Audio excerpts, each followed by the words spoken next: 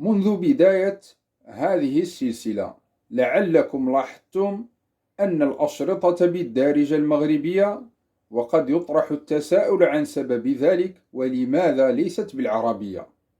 يقول عز وجل: وما أرسلنا من رسول إلا بلسان قومه ليبين لهم فيضل الله من يشاء ويهدي من يشاء وهو العزيز الحكيم.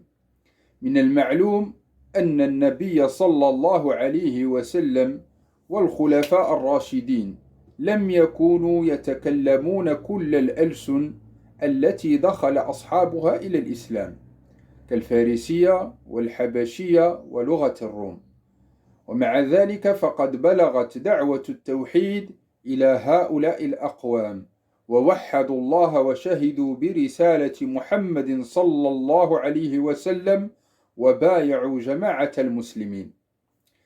لنفهم المنهجية التي سنها لنا رسول الله صلى الله عليه وسلم، وهي تبليغ كل رجل من المسلمين قومه الذين ينتمي إليهم، كما حصل ذلك مع الطفيل بن عمرو الدوسي وأبي ذر الغفاري وضماض وأسعد بن زرارة المدني الذين بلغوا أقوامهم برسالة الإسلام. فالمطلوب عندنا اليوم أن يدخل المصري إلى الإسلام فيدعو أهل مصر بلسانه ولسانهم، والحبشي يدعو الحبشة بلسانهم، والأمازيغي والتركي والفارسي إلى آخره. وهذا الأمر لا علاقة له بالوطنية، بل هو فرض على المسلمين حتى تصل الرسالة إلى أكبر عدد ممكن من الناس، لأنها رسالة إلى الناس كافة وذكر للعالمين.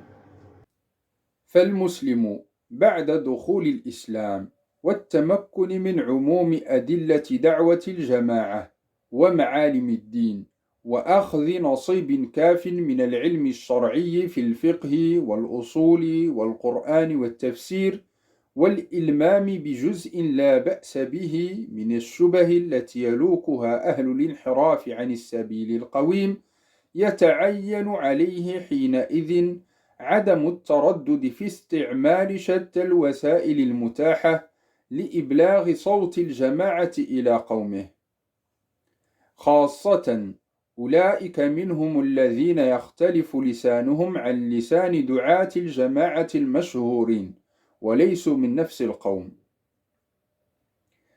إن قبول الناس الدعوة من ابن بلدهم أرجى من قبولهموها من غيره، وكذلك ابن البلد أدرى بواقعهم ونمط عيشهم وطريقة تفكيرهم وقوانينهم ونظمهم، فيسهل عليه إيصال الرسالة وربط الأحكام الشرعية بالواقع المعاش، ويكون ذلك أبلغ في دعوتهم وإنذارهم إن شاء الله تعالى. والسلام عليكم.